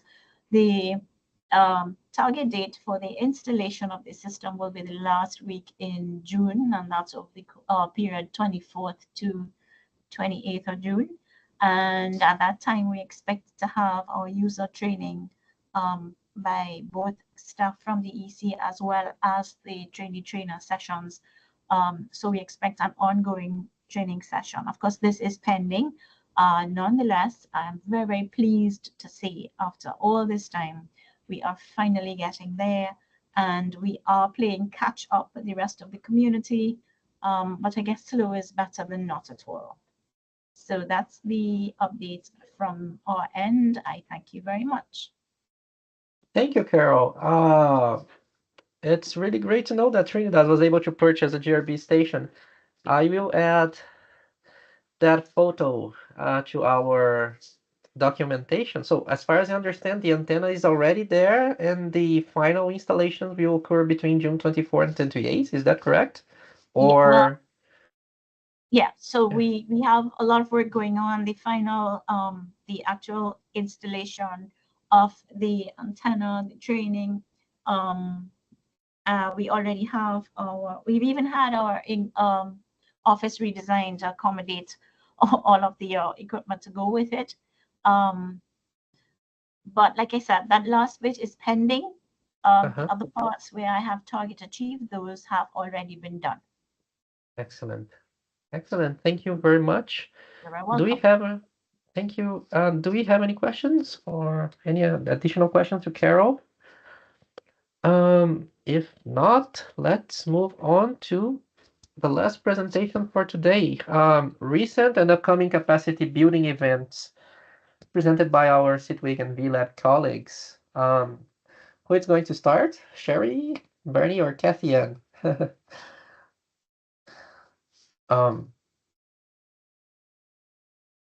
Sherry, will you start? I'm sorry, I unmuted. I would say Kathy Ann. Okay. We're tight on time, Okay. but Kathy Ann should start, I think. Okay. Kathy Ann, you may share your screen.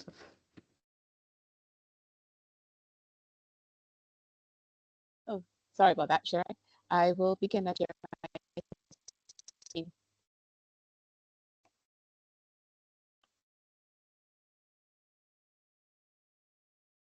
Okay, hold on. Okay. I'm not too sure why it's not. I have your presentation here if you want me to share it. Okay, yes, please go ahead. I'm not too sure why it's not sharing really quickly. Okay. Okay. Here it is. So, all right, thank you very much. And some of you may have heard of this last week at the VLab meeting, but I thank you, Sherry, for actually preparing this for me. So, well, we had very recently, June 4th to June 7th, the NOAA WMO RA-IV workshop, an interactive analysis of Tropical Storm Philippe. It was an excellent workshop held virtually and then hosted by the CIMH out of Barbados. Next slide, please. So the workshop, as I said, was virtual, and we had a team at CIMH monitoring and presenting from there. It was well attended. We had an average of 55 active participants each day, and that was almost constant. But at points, we had up to about 64 participants at the workshop. It covered 20 plus topics with 35 presenters and from 23 organizations, plus a lot of behind the scenes staff, which I'll acknowledge later on. The objectives of the workshop was really to look at Tropical Storm Philippe, not only as an entity in terms of a tropical storm that was potentially forecast to be a hurricane but never did so, but in terms of the severe weather that it actually did produce, the messaging and the model, some of the model, I wouldn't like to say failures, but missteps that actually did not project the eventual weather. So it was a challenge in terms of forecasting and decision making. We provided forecasters with satellite skills described in the WMO guidelines and knowledge for operational forecasters and how to use that to actually in such an event would to occur again. Forecasters also acquired and developed competencies in the use of data and products for weather forecasting, prediction, monitoring, or research. Next slide, please. So there were, as you can see from this slide, there was a myriad of activities and products that we highlighted, not only in terms of forecasting Tropical Storm Philippe, forgive me there, the weather associated with it, including GLM, which I'll point data, which I'll point out in a little while. We highlighted other sources and platforms like the GeoNetcast, the DeRitra coming out of Trinidad.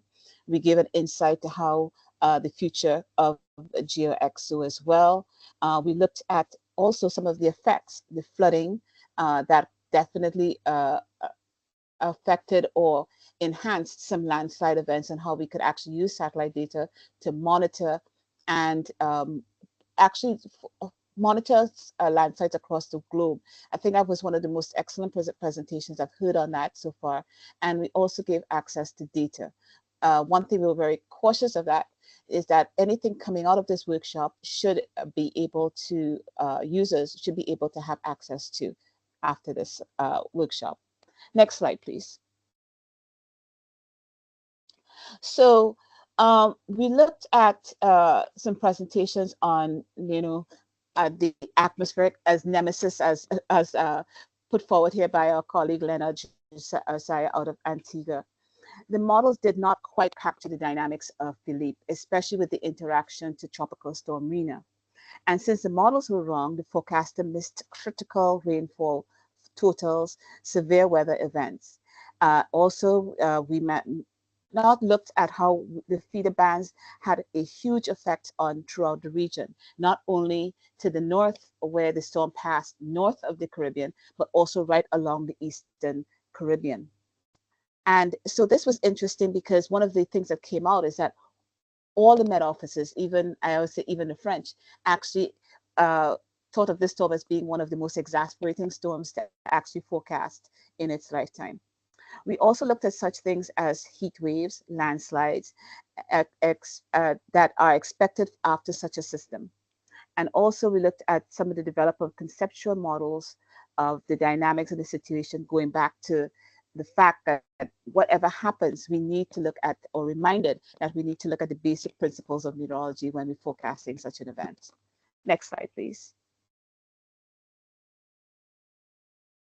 So we also had another interesting session on communication. One of the things coming out as we go in, especially towards early warnings for all, when we have such events which are giving forecasters such a conundrum in forecasting, we have to be careful on how we actually translate this to the public and be effective.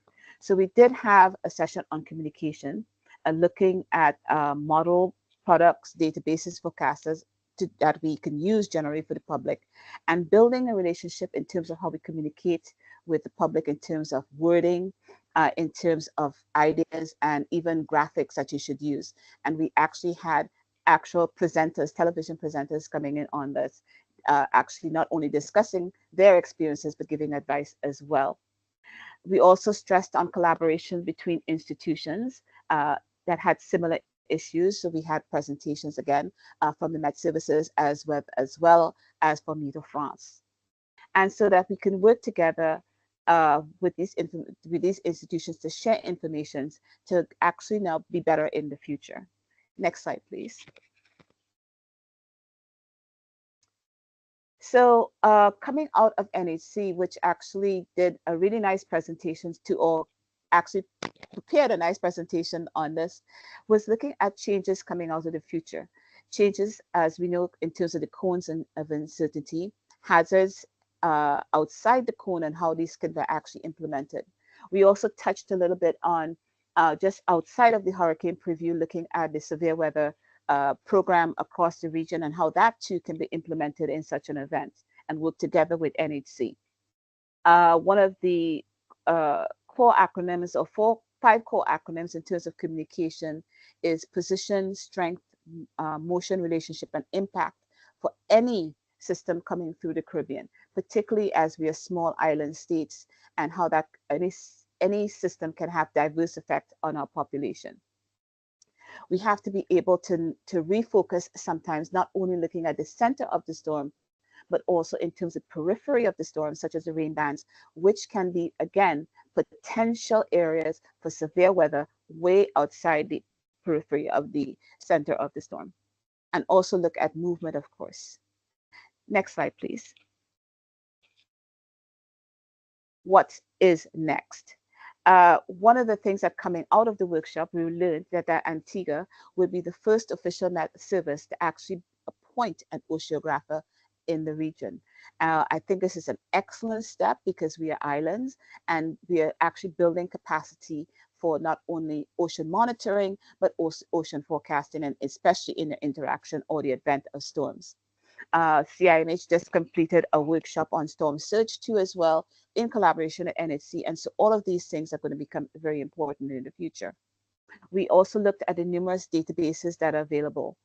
There is DORIS, the DeWitcher platform coming out of CIMH, the extranet coming out of Meteor France, mesoscale domain sectors and requests coastal watch from NOAA and NHC.